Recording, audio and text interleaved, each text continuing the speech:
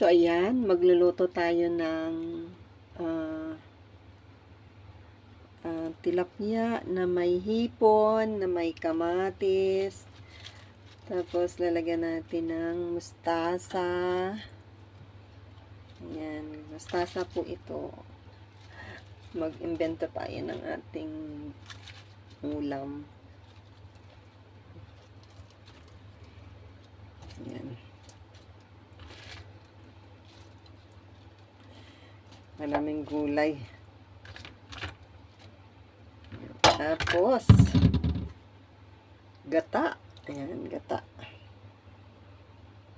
Gata po yan, guys. Imbento po natin yan. Tilapia na may hipon.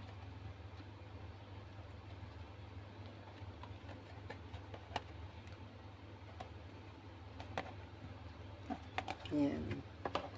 Buksan natin yung apoy.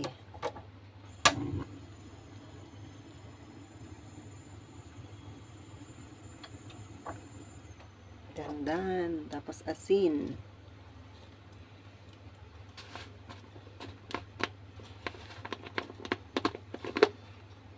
Pasensya na po at hawak ko yung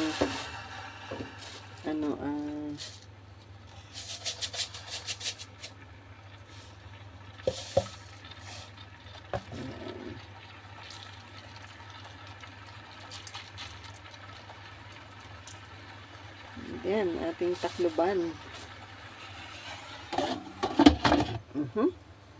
Let's see kung anong mangyayari.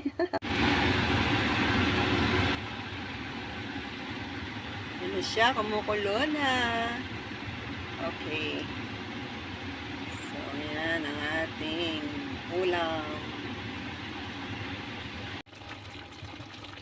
Luluto na. Malapit na siyang maluto yung gulay.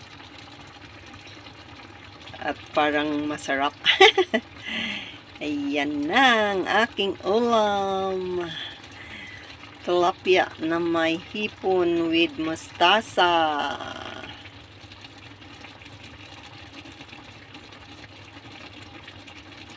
So, ready na ang kain. Ayan, kain tayo. Dinner. Ayan, sarap ng aking dinner. Tilapia with hipon, with mustasa. And bye guys. Salamat ng marami sa inyong suporta. Thank you. God bless you all. Bye.